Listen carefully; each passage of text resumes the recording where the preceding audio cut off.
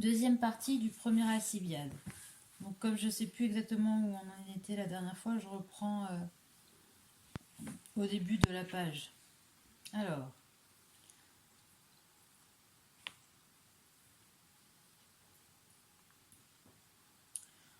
le même homme est donc, d'après ce raisonnement, à la fois mauvais et bon. Donc le raisonnement, c'est de dire que, par exemple, l'habile cordonnier, il est bon pour faire les chaussures, mais que pour la confection des manteaux, il n'est pas bon.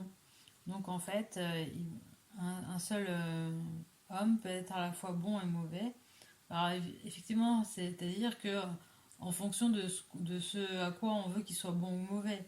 Donc c'est un peu un biais. Alors, si, dit Alcibiade. Donc mauvais pour cela, oui. Le même homme est donc, d'après ce raisonnement, à la fois mauvais et bon. Alcibiade, apparemment. Socrate, veux-tu donc dire que les hommes bons sont aussi mauvais? Alcibiade, non, certes. Socrate, alors quels sont donc ceux que tu appelles bons? Alcibiade, j'appelle bons ceux qui sont capables de commander dans un état. Socrate, pas aux chevaux, je pense. Alcibiade, non, certes. Socrate, alors aux hommes? Alcibiade, oui. Socrate, aux malades? Alcibiade, non. Socrate, alors à ceux qui naviguent? Alcibiade, certainement non. Socrate, alors à ceux qui moissonnent? Alcibiade, non. Socrate, est-ce à ceux qui ne font rien ou à ceux qui font quelque chose? Alcibiade, je parle de ceux qui font quelque chose. Socrate, quoi? Essaye de me le faire voir. Alcibiade, je parle de ceux qui traitent ensemble et qui ont affaire avec d'autres, comme nous vivons dans la société. Socrate, tu parles donc de commander à des hommes qui ont affaire à d'autres hommes. Alcibiade, oui. Socrate, est-ce à des céléustes qui ont affaire à des rameurs? Alcibiade, non. Socrate, car c'est le talent qui révèle du métier de pilote. Alcibiade, oui. Socrate, peut-être parles-tu de commander à des joueurs de flûte qui dirigent des chanteurs et se servent de danseurs. Alcibiade, pas du tout. Socrate, car c'est le talent qui relève du maître de chœur. Alcibiade, oui. Socrate, alors qu'appelles-tu donc être capable de commander à des hommes qui se servent d'autres hommes? Alcibiade, je parle de ceux qui participent à l'administration de l'État et qui ont affaire les uns aux autres. C'est cela qu'il s'agit de commander dans la cité. Socrate, quel est donc cet art? Suppose que, reprenant mon exemple de tout à l'heure, je te demande quel est l'art qui enseigne à commander à ceux qui participent à la conduite d'un vaisseau. Alcibiade, c'est l'art du pilote. Socrate, et pour ceux qui participent au chant dont nous parlions à l'instant, quelle est la science qui apprend à les commander? Alcibiade, c'est celle que tu viens de mentionner, la science du maître de chœur. Socrate, et pour ceux qui participent à l'administration de l'État, comment appelles-tu la science qui les concerne? Socrate, pour moi, Socrate, je l'appelle l'art de bien conseiller. Socrate, et crois-tu par hasard que l'art des pilotes soit l'art de mal conseiller? Alcibiade, assurément non. Socrate, de bien conseiller alors? Alcibiade, il me le semble, du moins pour assurer le salut de ceux qui naviguent. Socrate, c'est bien dit, mais les bons conseils dont tu parles, à quoi tendent-ils? Alcibiade, à une meilleure administration et au salut de la cité. Socrate, et quelle est la chose dont la présence ou l'absence fait qu'elle est mieux administrée et qu'elle est en sécurité? Si par exemple tu me demandais quelle est la chose dont la présence ou l'absence fait que le corps est mieux administré et qu'il se porte bien, je te répondrais que c'est la santé, quand elle est présente, et que la maladie est absente. Ne le crois-tu pas comme moi? Alcibiade, si. Socrate, et si tu me demandais par quoi les yeux sont en meilleur état, je te répondrais de même par la présence de la vue et l'absence de la cécité. Pour les oreilles aussi, je dirais que c'est par l'absence de la surdité et la présence de l'ouïe qu'elles s'améliorent et sont mieux traitées. Alcibiade, c'est juste. Socrate, et dans la cité, quelle est la chose dont la présence ou l'absence fait qu'elle s'améliore et qu'elle est mieux soignée ou administrée? Alcibiade, il me semble, Socrate, que cela se réalise lorsque l'amitié entre citoyens est présente et que la haine et la dissension sont absentes. Alors voilà, là je me rends compte qu'on a déjà lu ce passage-là. Il en arrive à dire en fait que les hommes et les femmes n'ont pas d'amitié entre eux, parce que pour qu'il y ait amitié entre eux, il faut qu'il y ait concorde. Or, les hommes s'occupent de l'art de l'hoplite et les femmes de l'art de filer la laine, et que du coup, il n'y a pas de concorde possible, donc il n'y a pas d'amitié entre eux, ce qui semble absurde. D'accord. Ni les hommes non plus par leurs femmes en tant qu'ils font œuvre d'homme. Alcibiade, non. Dès lors, les villes ne sont pas bien administrées quand chacun des deux sexes fait sa propre besogne. Alcibiade, mais t'as vu que si, Socrate. Socrate, comment peux-tu dire cela si l'amitié n'est pas présente? L'amitié dont la présence, avons-nous dit, fait que les villes sont bien administrées, tandis qu'autrement elles ne peuvent l'être. Alcibiade, pourtant il me semble bien que justement ce qui produit l'amitié, c'est que chaque sexe fasse la besogne qui lui est propre. Donc les femmes de filer la laine et les hommes l'art de l'hoplite. Socrate, tu n'étais pas de cet avis tout à l'heure, mais à présent que dis-tu? Que l'amitié naît là où la concorde n'est pas? Ou bien est-il possible que la concorde naisse sur des choses que les uns savent et que les autres ignorent? Alcibiade, c'est impossible. Socrate, mais l'un et l'autre sexe agissent-ils justement ou injustement quand ils font la besogne qui leur est propre? Alcibiade, ils agissent justement, cela est incontestable. Socrate, alors quand les citoyens ne font rien que de juste dans la cité, il n'y a pas d'amitié entre eux. Alcibiade, c'est encore une conséquence qui me paraît nécessaire, Socrate. Socrate, qu'entends-tu donc par cette amitié ou cette concorde au sujet de laquelle nous devons être experts et donner de bons conseils pour être des hommes de valeur? Je n'arrive pas à comprendre ce qu'elle est, ni chez qui elle se trouve, car il apparaît d'après tes dires que tantôt elle est, tantôt elle n'est pas chez les mêmes personnes. Alcibiade, par les dieux, Socrate, je ne sais plus moi-même ce que je dis, et je cours un grand risque d'être depuis longtemps, sans m'en apercevoir, dans le plus honteux état. Socrate, ne perds pas courage. Si tu t'étais aperçu de ton état à l'âge de 50 ans, tu aurais de la peine à prendre soin de toi-même, au lieu que tu es justement à l'âge où il faut s'en apercevoir. Alcibiade, et quand on s'en est aperçu, que faut-il faire, Socrate? Socrate, réponds à mes questions, Alcibiade. Si tu le fais et que Dieu le veuille, et s'il faut m'en rapporter à ma divination, toi et moi nous nous trouverons mieux. Nous nous en trouverons mieux. Alcibiade, cela ne peut manquer s'il ne tient qu'à répondre. Socrate, voyons donc, qu'est-ce que prendre soin de soi-même? Dis-le-moi, car il peut arriver souvent à notre insu que, tout en croyant prendre soin de nous-mêmes, nous ne le fassions pas. Quand est-ce donc qu'un homme le fait? Quand il prend soin des choses qui sont à lui? Prend-il soin de lui-même? Alcibiade, il me le semble du moins. Socrate, voyons, quand est-ce qu'un homme prend soin de ses pieds? Est-ce que lorsqu'il prend soin de ce qui appartient à ses pieds? Alcibiade, je ne comprends pas. Socrate, crois-tu qu'il y ait quelque chose qui appartienne à la main, par exemple une bague?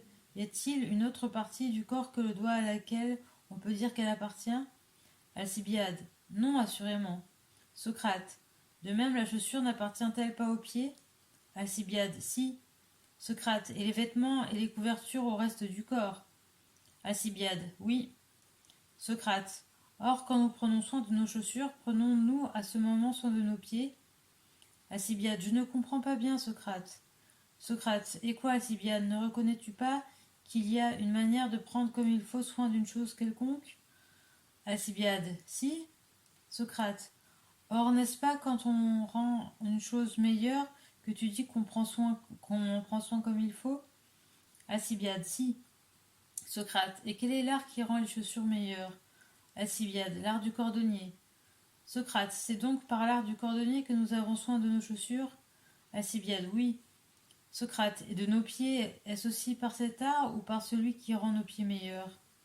Alcibiade, c'est par ce dernier.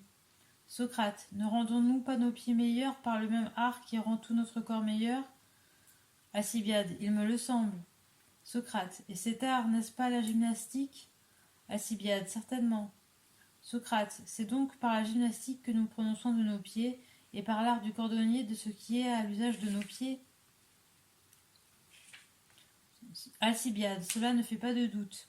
Socrate, et par la gymnastique que nous avons soin de nos mains, et par l'art du ciseleur de bagues de ce qui est à l'usage de nos mains?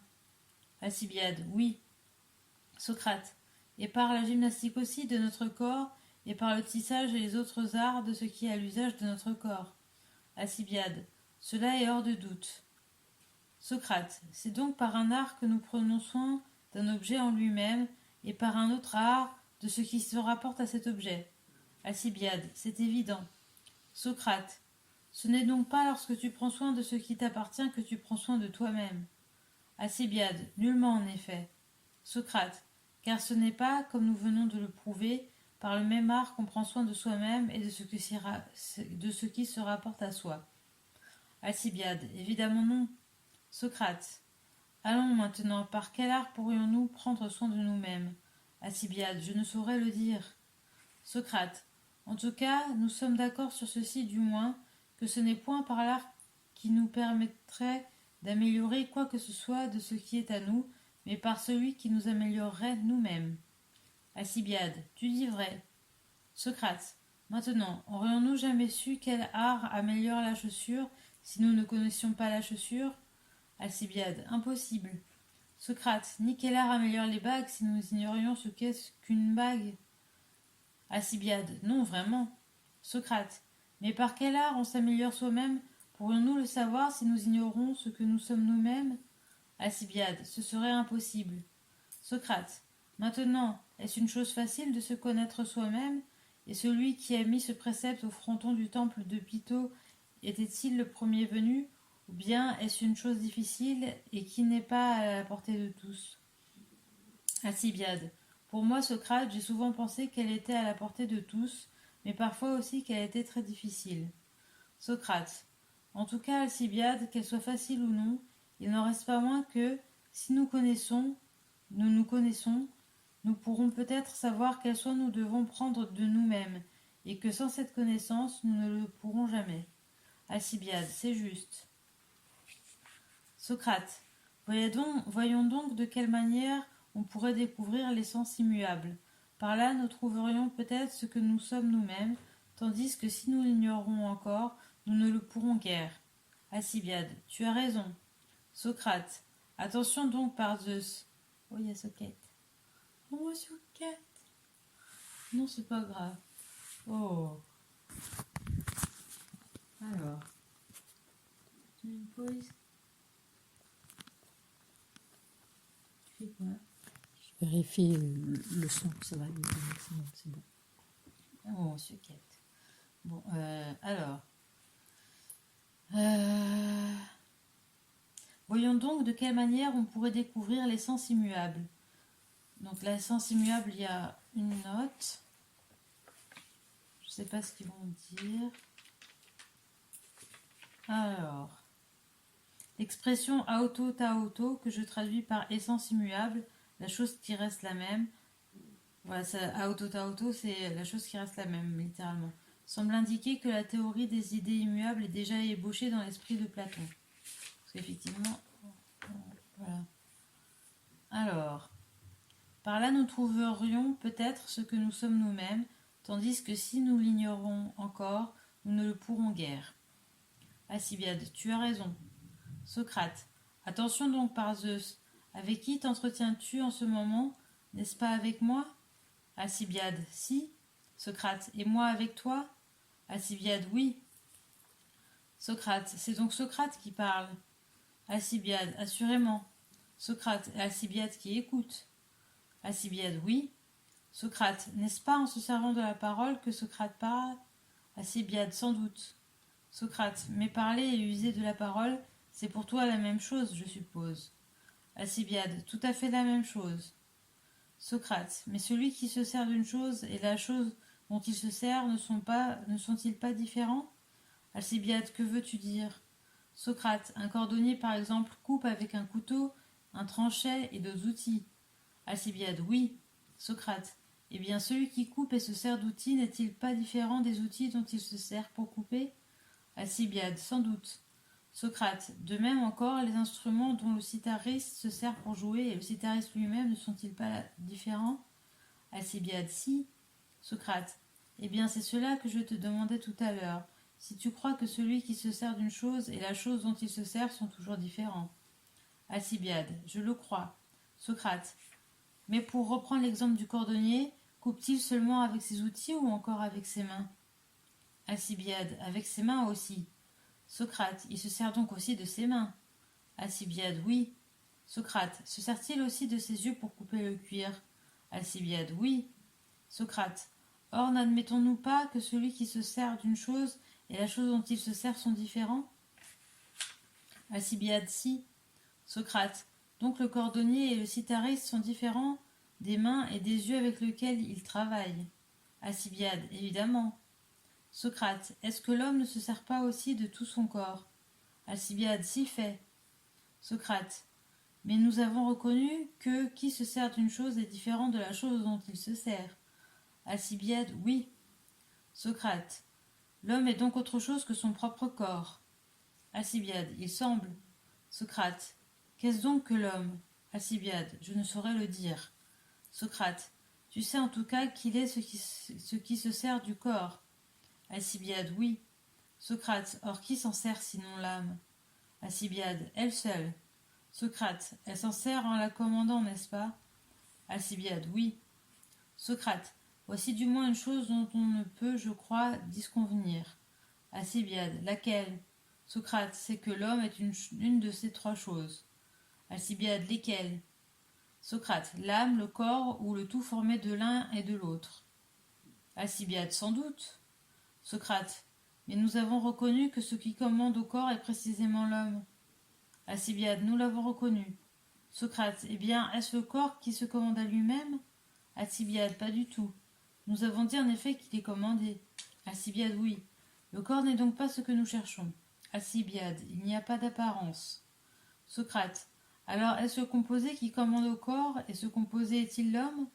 Alcibiade. Peut-être bien. Socrate. Pas le moins du monde, car l'une des deux parties n'ayant point de part au commandement, il n'est pas possible que le tout formé des deux commande. Alcibiade. C'est juste. Socrate. Alors puisque ni le corps ni le tout est l'homme, il reste, je pense, qu'il n'est rien, ou s'il est quelque chose, il faut conclure que l'homme n'est autre chose que l'âme. Alcibiade. Il le faut absolument. Socrate. Faut-il te démontrer plus clairement encore que l'âme est l'homme? Alcibiade. Non, par Zeus, cela me paraît suffisamment démontré. Je me tire un peu. Socrate. Si la démonstration n'est pas rigoureuse, il nous suffit qu'elle soit satisfaisante. Nous en aurons une rigoureuse quand nous aurons trouvé ce que nous laissons de côté à présent comme exigeant de longues recherches. Alcibiade. De quoi veux-tu parler? Socrate. De ce que nous disions tout à l'heure.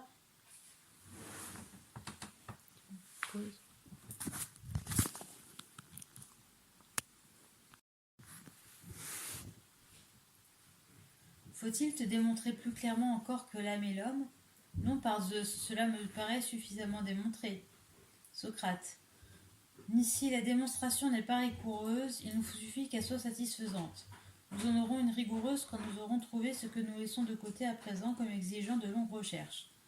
Alcibiade. De quoi veux-tu parler? Socrate. De ce que nous disions tout à l'heure, qu'il fallait rechercher d'abord l'essence immuable, or, donc aoto auto. Or, au lieu de cette essence immuable, nous avons cherché ce qu'est chaque chose en elle-même. Et peut-être cela suffira, car nous pouvons affirmer qu'il n'y a rien qui soit plus maître de nous-mêmes que l'âme. Alcibiade. Rien, assurément. Socrate. Il est donc juste de croire qu'en nous entretenant ensemble, toi et moi, nous nous parlons d'âme à âme. Alcibiade. Tout à fait. Socrate. C'est justement ce que nous disions il n'y a qu'un moment, que Socrate, en se servant du discours pour converser avec Alcibiade, ne parle pas, comme il nous a paru, à ton visage, mais à Alcibiade, c'est-à-dire à son âme. C'est mon opinion, dit Alcibiade. Socrate. C'est donc notre âme que nous recommande de connaître celui qui nous enjoint de nous connaître nous-mêmes? Alcibiade. Il le semble. Socrate. Donc celui qui connaît quelque partie de son corps connaît ce qui est à lui, mais pas lui-même. Alcibiade. C'est exact. Socrate. Par conséquent, aucun médecin ne se connaît lui-même en tant que médecin, ni aucun maître de palestre en tant que maître de palestre. Alcibiade. Non, ce me semble. Socrate. Il s'en faut donc de beaucoup que les laboureurs et les autres artisans ne se connaissent eux-mêmes, car ils ne connaissent même pas, semble-t-il, ce qui est à eux, mais du fait de leur profession, des choses encore plus étrangères à celles qui leur appartiennent, puisqu'en ce qui regarde le corps, ils ne connaissent que ce qui sert à l'entretenir. Alcibiade, tu dis vrai. Socrate, si donc la sagesse consiste à se connaître soi-même, aucun d'eux n'est sage du fait de sa profession. Alcibiade, il me semble que non. Socrate, voilà pourquoi César passe pour vulgaire et indigne de l'étude d'un honnête homme. Alcibiade, c'est tout à fait juste. Socrate, donc encore une fois, quiconque soigne son corps, soigne ce qui est à lui et non lui-même. Alcibiade, on peut le croire. Socrate, celui qui prend soin de sa fortune ne prend soin ni de lui-même, ni de ce qui est à lui, mais de choses encore plus étrangères à celles qui sont à lui. Alcibiade, je le crois. Socrate, donc le banquier ne fait pas encore ses propres affaires. Alcibiade, c'est juste. Socrate, dès là, si quelqu'un a été amoureux du corps d'Alcibiade, ce n'était pas d'Alcibiade qu'il était épris, mais d'une chose appartenant à Alcibiade. Alcibiade, tu dis vrai. Socrate, celui qui t'aime est celui qui aime ton âme. Alcibiade, c'est la conséquence évidente de ce qui a été dit. Socrate, aussi celui qui aime ton corps, quand ce corps a perdu sa fleur de jeunesse, s'éloigne et te quitte. Alcibiade, évidemment. Socrate, mais celui qui aime ton âme ne s'en ira pas, tant qu'elle marchera vers la perfection. Alcibiade, c'est vraisemblable. Socrate, eh bien moi, je suis celui qui ne s'en va pas, mais qui demeure quand le corps perd sa fleur et que les autres se sont retirés. Alcibiade, tu fais bien, Socrate, puisses-tu ne pas me quitter. Socrate, fais donc effort pour être le plus beau possible. Alcibiade, j'y tâcherai. Socrate, car voici ce qui en est à ton égard. Il n'y a point eu à ce que nous avons vu, et il n'y a point d'amoureux d'Alcibiade, fils de Clinias, à l'exception d'un seul, qui est celui-là digne d'être aimé. C'est Socrate, fils de Sophronisque et de Phénarète. Alcibiade, c'est vrai. Socrate, ne disais-tu pas que je t'avais prévenu de peu en t'abordant, puisque tu pensais à venir à moi le premier pour savoir par quel motif je suis le seul qui ne te quitte pas? Alcibiade, j'y pensais effectivement. Socrate, eh bien ce motif, c'est que j'étais seul amoureux de toi, tandis que les autres l'étaient de ce qui est à toi. Or ce qui est à toi perd sa fleur, mais toi tu commences à fleurir. Et maintenant, si tu ne te laisses pas gâter par le peuple d'Athènes, et si tu ne t'enlaidis pas, il n'y a pas de risque que je t'abandonne. Ce que je crains en effet le plus, c'est que, devenu amoureux du peuple, tu ne te gâtes. C'est ce qui est arrivé déjà à beaucoup d'Athéniens de valeur, car le peuple du magnanime Éréchthée a belle apparence, mais il faut le voir nu. Prends donc les précautions que je te conseille. Alcibiade, lesquelles? Alors il y a une note à Éréchthée, donc je regarde ce que c'est. C'est la fin.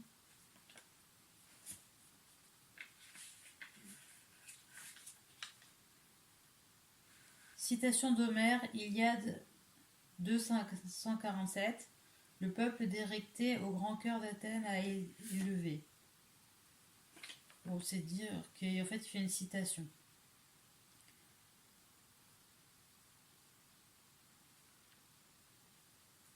Alors, prends donc les précautions que je te conseille. Alcibiade, lesquelles?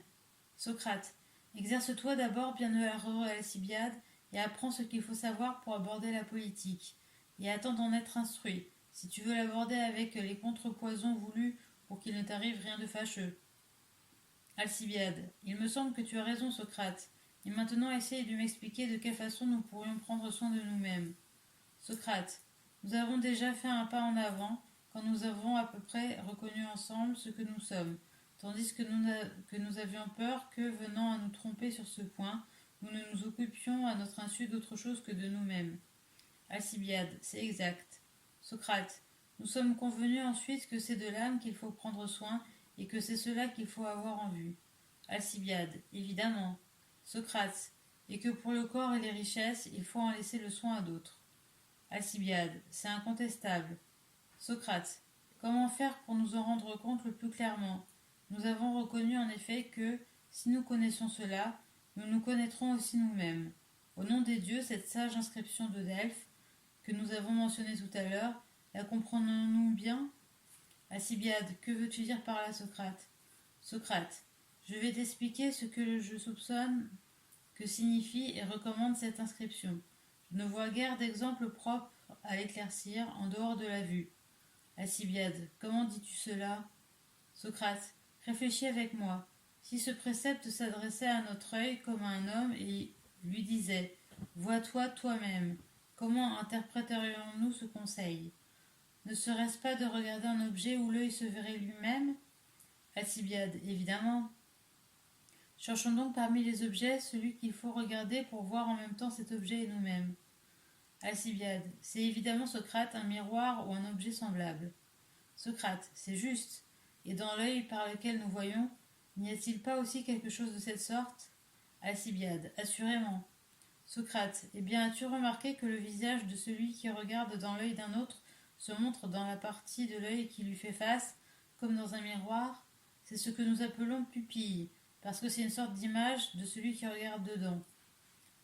Alcibiade. C'est exact. Socrate. Donc, un œil qui regarde un autre œil et qui se fixe sur ce qu'il y a de meilleur en lui, ce par quoi il voit, peut ainsi se voir lui-même. Alcibiade. Évidemment. Mais s'il regarde quelque autre partie du corps ou quelque autre objet, hors celui auquel il ressemble, il ne se verra plus. Alcibiade. Tu dis vrai. Socrate. Si donc l'œil veut se voir lui-même, il faut qu'il regarde un autre œil, et dans cet endroit de l'œil où se trouve la vertu de l'œil, c'est-à-dire la vision. Alcibiade. C'est bien cela. Socrate. Eh bien, mon cher Alcibiade, l'âme aussi, si elle veut se reconnaître, devra, n'est-ce pas, regarder une âme, et surtout cet endroit de l'âme où se trouve la vertu de l'âme, la sagesse, ou tout autre objet qui lui est semblable. Alcibiade. Il me le semble, Socrate. Socrate. Or, dans l'âme, pouvons-nous trouver une partie plus divine que celle où réside la connaissance et la pensée? Alcibiade. Nous ne le pouvons pas. Socrate. C'est donc au divin que ressemble cette partie de l'âme, et si l'on regarde cette partie et qu'on y voit tout ce qu'elle a de divin, Dieu et la pensée, c'est alors qu'on est le mieux à même de se reconnaître, de se connaître. Alcibiade. Il y a bien de l'apparence, Socrate. Socrate. N'est-ce point parce que, comme les miroirs sont plus clairs, plus purs et plus lumineux que le miroir de l'œil, de même Dieu est plus pur et plus lumineux que la partie la meilleure de notre âme? Alcibiade. Il le semble, Socrate. Socrate. C'est donc en regardant Dieu que nous trouverons le plus beau miroir des choses humaines pour reconnaître la vertu de l'âme. Et c'est ainsi que nous pourrons le mieux nous voir et nous connaître nous-mêmes. Alcibiade. Oui. Socrate. Mais se connaître soi-même, ne convenons-nous pas que c'est être sage? Certainement, dit Alcibiade. Socrate. Mais alors, si nous ne nous connaissons pas nous-mêmes et si nous ne sommes pas sages, pouvons-nous connaître les choses qui nous appartiennent, mauvaises ou bonnes? Alcibiade. Comment pourrions-nous les connaître, Socrate? Socrate.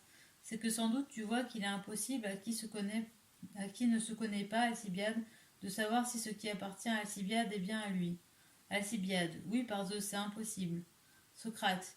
Ni si ce qui est à nous est bien à nous, si nous ne nous connaissons même pas nous-mêmes. Alcibiade. Assurément. Socrate. Et si nous ne connaissons même pas ce qui est à nous, nous ne connaissons pas non plus ce qui en dépend. Alcibiade. Évidemment non. Socrate. Nous n'avons donc pas trop bien raisonné quand nous nous sommes convenus qu'il y a des gens qui ne se connaissent pas eux-mêmes, et qui connaissent les choses qui sont à eux, et d'autres qui connaissent ce qui dépend des choses qui sont à eux, car il semble bien qu'il appartient au même homme et au même art de discerner ces trois choses, soi-même, ce qui est à soi-même, et les choses qui dépendent de ce qui est à soi-même. Alcibiade. Il semble que oui. Socrate. Mais tout homme qui ignore ce qui est à lui ignore de même aussi ce qui est aux autres. Alcibiade. Sans doute. Socrate. Et s'il ignore ce qui est aux autres, il ignorera aussi ce qui est à l'État. Alcibiade. Nécessairement. Socrate. Un tel homme ne saurait donc devenir un homme d'État. Alcibiade. Non, certes. Socrate. Ni bon économe non plus. Alcibiade. Non, certes. Socrate. Il ne saura même pas ce qu'il fait. Alcibiade. Non, en effet. Socrate. Mais celui qui ne sait pas ne se trompera-t-il pas? Alcibiade. Si fait. Socrate, en se trompant, n'agira-t-il pas mal à la fois dans la vie privée et dans la vie publique? Alcibiade, il ne saurait en être autrement.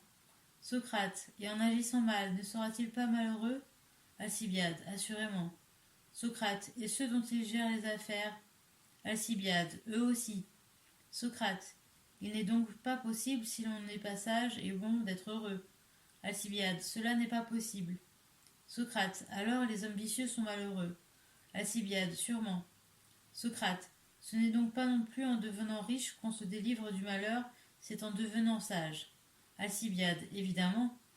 Socrate, ce n'est donc pas de murailles, de trières ni d'arsenaux que les villes ont besoin, Alcibiade, si elles veulent être heureuses. Ce n'est pas non plus de population ni de grandeur, si la vertu leur manque. Alcibiade, assurément non. Socrate, si donc tu veux gérer les affaires de la cité avec une parfaite rectitude, c'est la vertu que tu dois donner à tes concitoyens. Alcibiade, sans doute. Socrate, mais peut-on donner ce qu'on n'a pas? Alcibiade, comment le pourrait-on? Socrate, il faut donc que tu acquiers d'abord de la vertu, toi et tout autre homme qui veut commander et soigner non seulement sa personne et ses intérêts privés, mais aussi l'État et ce qui appartient à l'État. Alcibiade, tu dis vrai. Socrate, ce n'est donc pas la licence et le pouvoir de faire ce qui te plaît que tu dois te procurer à toi et à l'État, mais la justice et la sagesse. Alcibiade, évidemment. Socrate, car si vous agissez justement et sagement, toi et la République, vos actions seront agréables aux dieux. Alcibiade, naturellement. Socrate, et comme nous le disons précédemment, vous agirez les yeux tournés vers ce qui est divin et lumineux. Alcibiade, apparemment. Socrate, et alors en regardant dans cette lumière, vous vous verrez et connaîtrez vous-même, ainsi que les biens qui vous sont propres. Alcibiade, oui. Socrate, alors votre conduite ne sera-t-elle pas juste et bonne? Alcibiade, si. Socrate, alors si elle est telle, je suis prêt à garantir que vous serez heureux. Alcibiade, et l'on peut compter sur ta garantie. Socrate, mais si vous agissez injustement, les yeux tournés vers ce qui est impie et ténébreux, il est à présumer que vos actes le seront également, parce que vous ne vous connaîtrez pas vous-même. Alcibiade, c'est vraisemblable. Socrate, si en effet, cher Alcibiade, un particulier ou un État a la licence de faire ce qu'il veut et n'a pas de raison, que lui arrivera-t-il selon toute vraisemblance?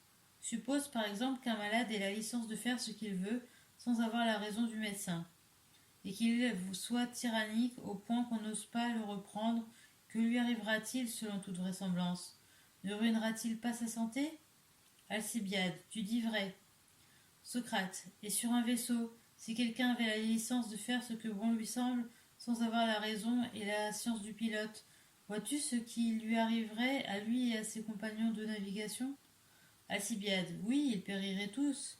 Socrate, de même, dans une cité et dans toutes les charges et pouvoirs, si l'on manque de vertu, on est condamné à mal faire. Alcibiade, infailliblement. Socrate, ce n'est donc pas, excellent Alcibiade, le pouvoir absolu qu'il faut acquérir pour toi, ni pour la ville, si vous voulez être heureux, c'est la vertu. Alcibiade, tu dis vrai. Socrate, en tant qu'on n'a pas la vertu, il vaut mieux non seulement pour un enfant, mais pour un homme, obéir à un homme meilleur que soi que de commander. Alcibiade, évidemment. Socrate, or ce qui est meilleur n'est-il pas aussi le plus beau? Alcibiade, si. Socrate, et ce qui est plus beau, plus convenable? Alcibiade, sans doute. Socrate, il convient donc à l'homme vicieux d'être esclave, puisque cela vaut mieux pour lui. Alcibiade, oui. Socrate, alors le vice est une chose qui convient à l'esclave. Alcibiade, évidemment. Socrate, et la vertu une chose qui convient à l'homme libre. Alcibiade, oui.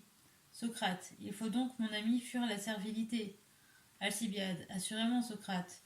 Socrate, sens-tu maintenant dans quel état tu te trouves, dans celui de l'homme libre ou de l'esclave? Alcibiade, il me semble que je le sens parfaitement. Socrate, sais-tu maintenant comment tu pourras sortir de cet état où tu es à présent, car je ne veux pas lui donner son nom quand il est question d'un homme beau. Alcibiade, oui, je le sais. Socrate, comment? Alcibiade, si tu le veux, Socrate.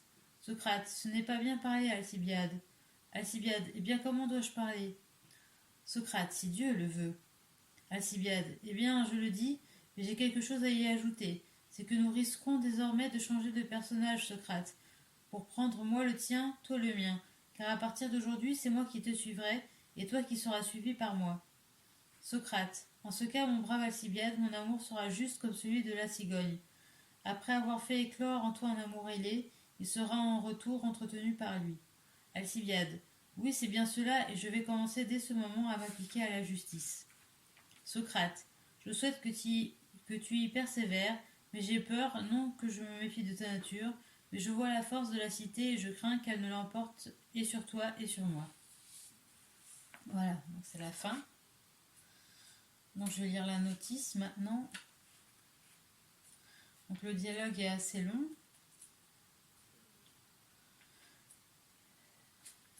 Hop là.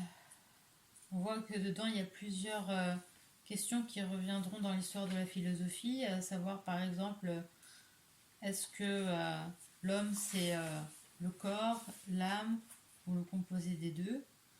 Et il y a d'autres questions sur la vertu, sur comment commander un état, des questions qui reviennent souvent. Alors, la notice d'Émile Chambry. Alcibiade, qui n'a pas encore 20 ans, se dispose à aborder la tribu aux harangues. Socrate a attendu ce moment pour se présenter à lui. Il connaît les talents du jeune homme et son ambition sans borne, et il se donne pour le seul maître capable de le diriger dans sa carrière et de l'aider à réaliser ses desseins. Qu'il consente seulement à lui répondre. Sur quoi, lui demande Socrate, donnera-t-il des conseils aux Athéniens? Sur des questions qu'il connaît mieux qu'eux, répond Alcibiade. Mais n'ayant aucune connaissance technique, il est forcé de se rabattre sur les questions de guerre et de paix et de politique générale. Or, celle-ci exige la connaissance du juste et de l'injuste. Alcibiade la possède-t-il? Pour connaître quelque chose, il faut l'avoir appris d'un maître ou l'avoir trouvé soi-même.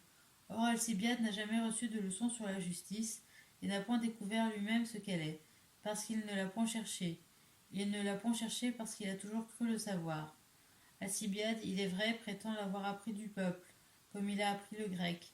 Mais le peuple, excellent maître de langage, ne saurait enseigner la justice, puisque sur ce point il est rarement d'accord avec lui-même et avec les autres. Ainsi convaincu d'ignorance sur la justice, Alcibiade s'avise que les assemblées publiques délibèrent plus souvent sur l'utile que sur le juste. Au lieu de lui démontrer par la même méthode qu'il ne connaît pas mieux l'utile que le juste, Socrate entreprend de lui prouver que le juste et l'utile sont identiques. Et voici comment il raisonne. Ce qui est juste est beau, et ce qui est beau est bon. Mais, objecte Alcibiade, il y a des choses belles qui sont mauvaises. Par exemple, il a été mauvais à beaucoup de porter secours à un camarade à la guerre. À quoi Socrate réplique en lui demandant s'il consentirait à être lâche. Alcibiade répond qu'à ce prix il ne voudrait pas de la vie et qu'il considère la lâcheté comme le plus grand des maux et le courage comme un très grand bien.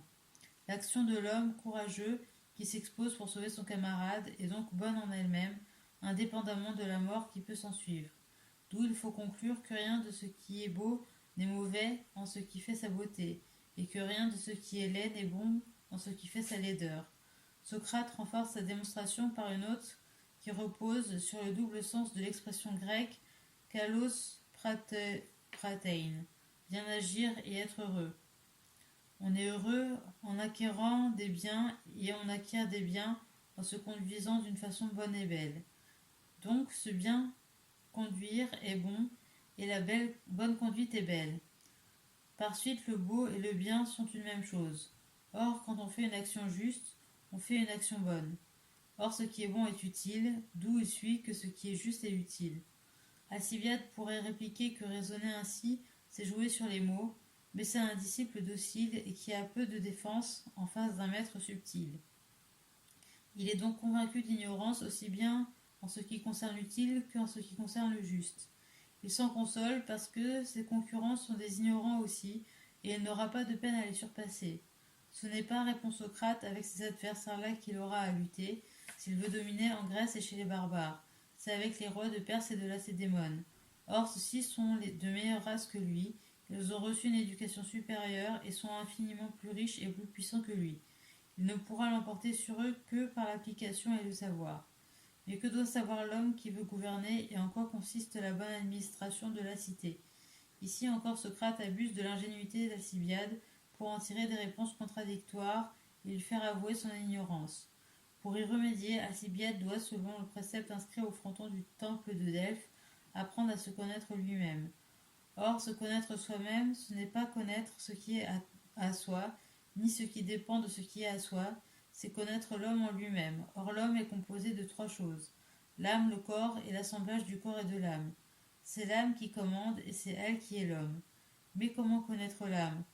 Comme l'œil se connaît dans un autre œil, en y voyant son image à l'endroit où réside la faculté propre à cet organe, c'est-à-dire la vision. De même, l'âme se connaît en regardant une âme, et dans cette âme, la partie où réside ce qu'elle a de plus divin, la connaissance et la pensée. Cette connaissance de soi-même est d'autant plus indispensable que, si l'on s'ignore soi-même, on ignore également ce qui est aux autres, et par là même ce qui est à l'État, et dès lors on ne saurait devenir un homme d'État. Si on veut être en dépit de son ignorance, on se trompera, on sera malheureux et l'on rendra malheureux les autres. Comme ce n'est pas en devenant riche, mais en devenant sage qu'on échappe au malheur, le devoir de l'homme d'État est de donner à ses concitoyens la vertu. Et comme on ne peut pas donner ce qu'on n'a pas, c'est la vertu qu'il faut acquérir d'abord. Tant qu'on ne la possède pas, il vaut mieux obéir à un meilleur que soi que de commander. L'homme sans vertu est fait pour servir. C'est l'état d'Alcibiade. Il le reconnaît et s'adresse à Socrate pour qu'il l'aide à en sortir. Socrate y consent, mais il a peur que son élève ne se laisse gâter par le peuple. On peut dire que ce dialogue est une esquisse du grand tableau que sera la République. La politique fut toujours une des plus grandes préoccupations de Platon. Il y pensa dès le début de sa carrière. Il écrivit la République à l'époque de sa maturité et il finit sa carrière par les lois. Fidèle disciple de Socrate, qui avait consacré sa vie à l'amélioration morale de ses concitoyens, il croit que le bonheur des cités, comme celui des individus, est attaché à la pratique de la vertu, et comme la vertu, pour lui comme pour Socrate, se confond avec la science, c'est la science qui doit être le guide de l'homme d'État. Or, le principe de la science étant la connaissance de soi-même, c'est la connaissance de soi-même que l'homme d'État doit rechercher d'abord. C'est à cette conclusion qu'aboutit le dialogue, et les discussions sur le juste et l'injuste et sur l'identité du juste et de l'utile ne sont qu'un long préambule à la véritable question, que la politique relève de la science et de la morale, et que les véritables hommes d'État sont ceux qui ont la science, autrement dit les philosophes, comme Platon le déclarera plus tard dans la République. Il n'y a dans l'ouvrage rien qui soit bien original, on y voit partout le reflet de l'enseignement de Socrate, l'idée qu'on ne peut rien savoir sans l'avoir appris d'un autre ou de soi-même.